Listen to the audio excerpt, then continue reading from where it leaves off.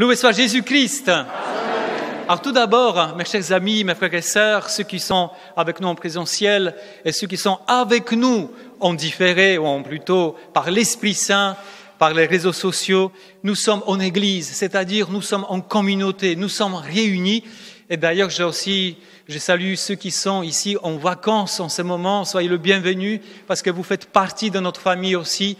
Et le Seigneur, quand il nous rassemble en Église, quand il nous rassemble ensemble, c'est comme je disais au début de cette messe, c'est pour constituer une base missionnaire. Quand Dieu invente une paroisse, une communauté, c'est pour nous enseigner, nous guérir et nous envoyer. Amen ou pas amen? La paroisse, une communauté chrétienne n'est pas faite comme un cocon pour se sentir bien, oui, pourquoi pas, se sentir bien de temps en temps, tant mieux. Mais c'est pas le but ultime. Le but ultime, c'est comme les missionnaires qui sont revenus hier ou avant-hier de leur mission itinérante, ça y est, ils reviennent, ils ont vécu des fatigues, ils ont vécu des choses merveilleuses, ils ont vécu peut-être aussi des questionnements des gens les gens qui lui ont posé des questions trop difficiles, ils reviennent pour se reposer, ils reviennent pour se restaurer dans l'amour du Seigneur et aussi pour se former. Et c'est à ça que sert l'Église. Et c'est pourquoi l'Église, cette communauté paroissiale Saint-Roch, vous donne aujourd'hui 3 mots-clés pour vivre bien vos vacances, vos mois d'été. Ça vous intéresse, ça? Bon, alors aujourd'hui, c'est bien, ça répond, hein? Super. Donc, aujourd'hui, ce n'est pas vraiment l'Église qui vous donne ça, mais vous le recevez par l'Église, mais c'est l'Évangile.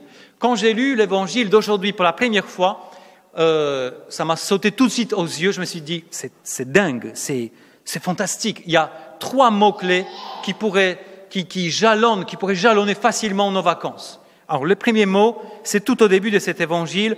On nous dit que les disciples reviennent de la mission. Les disciples reviennent de la mission. Le premier mot, c'est la mission. Alors vous allez me dire, oh non, encore. C'est ceux qui sont des Saint-Roch, encore. Mais oui, la mission. Pour Jésus, la mission, l'évangélisation, l'annonce de son amour, de son règne, de son salut, c'est pas un truc optionnel. C'est pas une petite chose qui embellit tout petit peu la foi chrétienne. C'est le truc essentiel. C'est pourquoi, alors que les disciples ne sont pas encore vraiment préparés, ils cheminent avec Jésus depuis peu, ils ont vu quelques miracles quand même, ils ont vu quelque chose, ils ont entendu déjà quelques enseignements de Jésus, mais ils n'ont pas encore vu la croix de Jésus, ils n'ont pas vu la résurrection, ils n'ont pas vu l'effusion du Saint-Esprit. Eh bien, Jésus les envoie tout de suite. Allez. Et la semaine dernière, le dimanche, c'était ça, c'était l'envoi en mission. Allez. Et là, aujourd'hui, on voit bien qu'ils reviennent à Jésus. Et ce qui est très fort, c'est que dans cet évangile, on voit bien, mystérieusement, que jusque-là, jusqu'à la mission, Jésus appelle ses disciples avec le mot « disciples », c'est-à-dire ceux qui sont enseignés. Mais à partir de cette mission, quand ils sont revenus, c'est pour la première fois dans cet évangile que Jésus les appelle des apôtres, parce qu'ils ont été envoyés par lui-même. Ils sont passés d'état de disciples, même si on reste toujours les disciples pendant toute notre vie, mais ils sont passés à l'état d'apôtres, envoyés en mission. Et ce qui est très fort, on nous dit dans l'Évangile aujourd'hui qu'ils ont fait 3 choses. Enfin, on peut dire 4. Parce qu'on dit d'abord, ils ont appelé à la conversion. Mais après, on nous dit, ils ont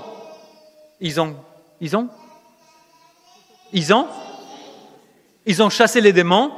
2, ils ont fait beaucoup de guérisons à travers l'onction d'huile. 3, ils ont enseigné.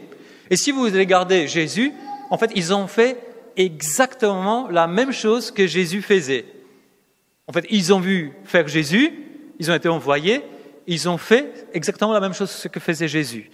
Et c'est pourquoi, en fait, l'évangéliste, la parole de Dieu veut nous montrer que les disciples, ou les apôtres désormais, en fait, ils prolongent la mission de Jésus sur la terre. Et je voudrais vous signaler pourquoi la mission est tellement importante. Parce que c'est cette façon-là, ces modes-là, que Jésus a prévus pour que notre monde puisse croire. Dieu peut faire ce qu'il veut, il est tout-puissant, il est omniprésent, mais il a choisi cette méthode-là, c'est-à-dire il a dit « Allez dans le monde entier et proclamez la bonne nouvelle ». Il a dit ça, non pas au Père du ciel, non pas au Saint-Esprit, mais il a dit ça à nous, à ceux qui croient en lui.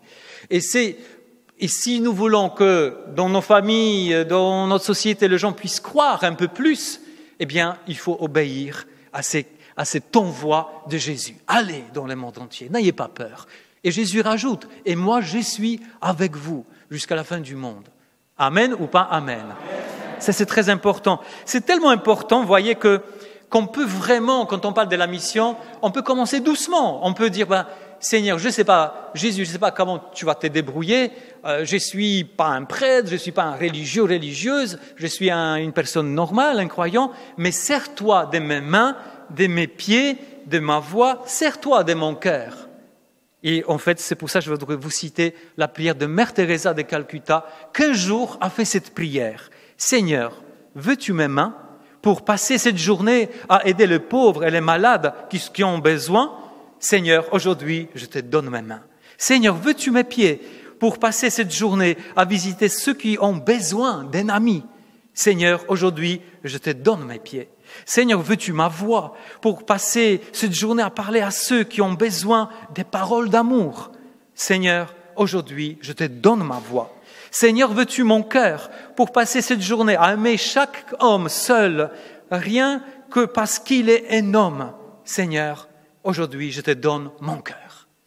La fin de la prière.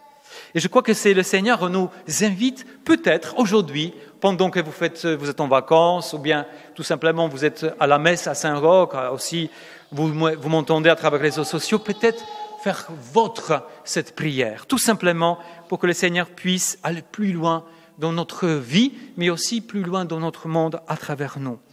Ça me fait penser aussi à un monsieur que j'ai rencontré assez récemment, disons, un monsieur qui faisait ces témoignages, un monsieur qui a fait pour la première fois, qui a participé à une mission d'évangélisation un peu sur les plages et dans les rues, la mission directe, l'évangélisation directe. Eh bien, il a dit, après la mission, il a témoigné, il a dit, je crois que je suis devenu accro à l'évangélisation. Elle me manque déjà. Alors, à peine il a terminé cette petite expérience. Vous voyez, ça veut dire quoi? Ça veut dire que le Seigneur vraiment veut notre bonheur, mais aussi veut le bonheur des autres, et ça passe par nous. Et c'est lui qui fait, mais ça passe par nous. Comment on peut faire? On peut témoigner, on peut aider les autres, on peut inviter, par exemple, à un parcours alpha, ou autre chose. Tout cela, le Seigneur veut que nous puissions mettre en route.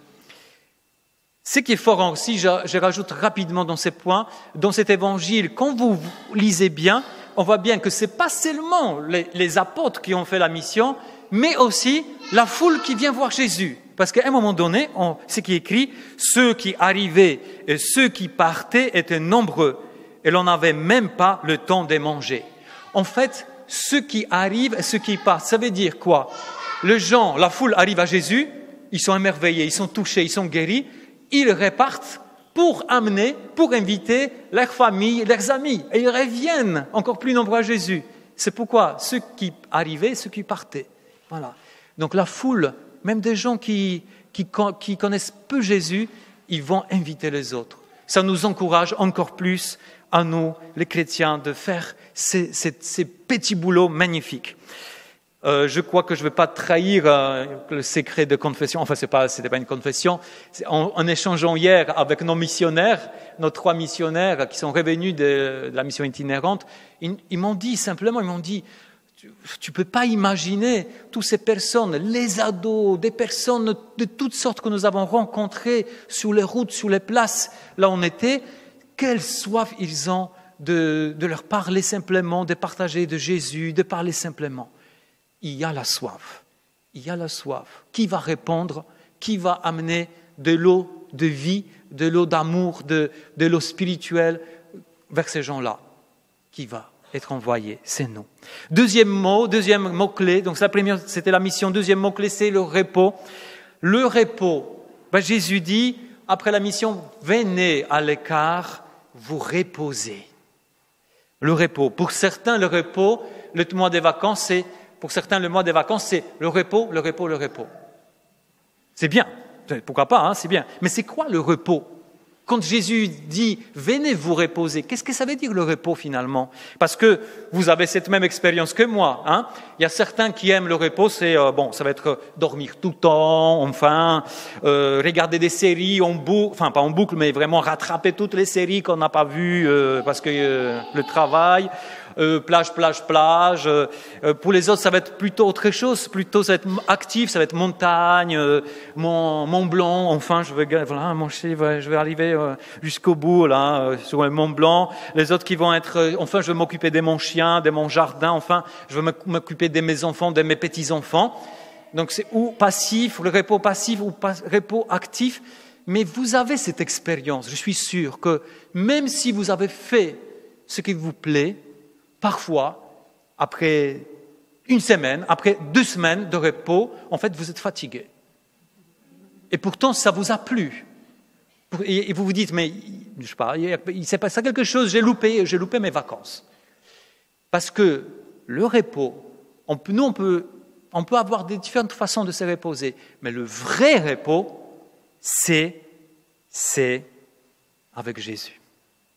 Tu peux tout faire, tu peux être super actif, tu peux être super passif, mais si tu te reposes avec le Christ, tu vas vivre le vrai repos. Pourquoi? Parce que le vrai repos, c'est quand ton cœur est dans la paix et dans le bonheur. N'importe quoi que tu vas faire avec la paix et le bonheur en toi, tu vas te reposer, même si tu travailles dur. Et là, cette paix et ces repos et ces bonheurs viennent du Christ. D'ailleurs, le Christ, quand il dit aux disciples, il dit « Allez-vous un peu à l'écart, vous reposer », il part avec eux. Attention. Il n'a pas dit, écoutez, vous savez tellement, je vous ai saoulé avec mes enseignements, après je vous ai saoulé parce que je vous ai envoyé en mission, allez, faites-vous des vacances sur la plage du lac de Nazareth, là, du lac de Tibériade, beach Tibériade, je sais pas quoi. Moi, je vais partir ailleurs, je vous laisse tranquille, faites-vous 2 semaines, et après vous revenez à moi. Non, il part avec eux. Parce que qui a le Christ a le repos. D'ailleurs, le psaume aujourd'hui le dit, « Le Seigneur est mon berger, sur les prés d'herbes fraîches, il me fait reposer. » Il me fait reposer. Waouh, super.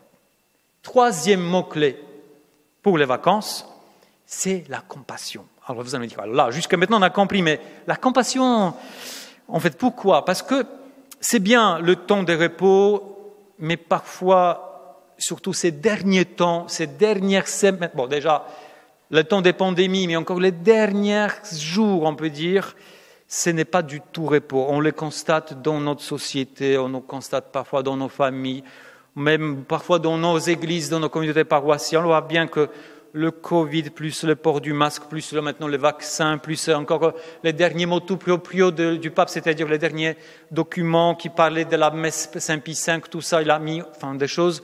En fait, tout ça, ça nous fait de plus en plus diviser, ça nous fait de plus en plus, ça produit des querelles, même en famille. Combien de fois j'ai entendu ces derniers jours, mon père, même en famille, on n'arrive plus à parler parce que à peine on prononce le mot vaccin, ça explose. Alors je me disais, est-ce que nous les chrétiens, au moins les chrétiens, est-ce qu'on est vraiment appelés à ça? Est-ce qu'on est vraiment, il faut pas... Est-ce que c'est ça le Christ nous a dit dans l'Évangile? Allez, proclamer dans le monde entier qu'il faut se vacciner, ou je ne sais pas quoi. Enfin, j'ai rien contre, comme vous avez compris. Mais c'est ça, pour vous dire simplement que toutes ces tensions, toutes ces passions qui sont réveillées, en fait, il y a quelqu'un, qui en profite, qui s'appelle dans la Bible le diviseur, ou en grec, diabolos. Et en fait, il profite de ces tensions pour nous mettre la pagaille et surtout pour nous diviser. Et pourtant, aujourd'hui, Saint Paul nous dit, le Christ, il est venu, il est mort sur la croix, et sous la croix, il a tué la haine. Amen ou pas amen? Amen. Il a tué la haine. Il a détruit l'œuvre de Diabolos. Il a détruit la division. D'ailleurs, on nous dit de deux nations, de 2 peuples. En fait, il a fait un seul peuple. Et son projet, c'est de faire d'une une récré. C'est très, très, très fort. Il a dit, il s'est créé en lui, en Jésus, une humanité nouvelle. Faisons la paix, pas la division, faisons la paix et réconcilier avec Dieu tous en un seul corps qui est l'Église. Alors, si vous voulez, c'est pourquoi le Christ, quand il voit, on voit bien dans l'Évangile, le Christ, quand il voit, alors il devait se reposer, alors les gens viennent, en fait, il a une seule chose en lui, c'est la compassion. Je crois que ce mot est très important pour ce que nous vivons. Quand on vit ce qui se passe, c'est avoir la compassion. Je ne suis pas là pour prendre parti d'un tel ou machin, enfin, non, en tout cas, comme chrétien, je dois avoir la compassion quand je vois la division. Je dis, Seigneur, je suis de ton côté et je veux travailler pour que la division puisse être anéantie et pour que ta paix puisse régner. C'est très, très important. C'est vraiment ces derniers jours et ça va, parce que ça va encore durer. Et on a besoin vraiment de ressaisir, nous, les chrétiens, on a besoin de ressaisir notre vocation. Et encore une fois, je finis avec ça, on a besoin d'apporter, comme disait Jean-Paul II, la civilisation de l'amour au milieu de nous.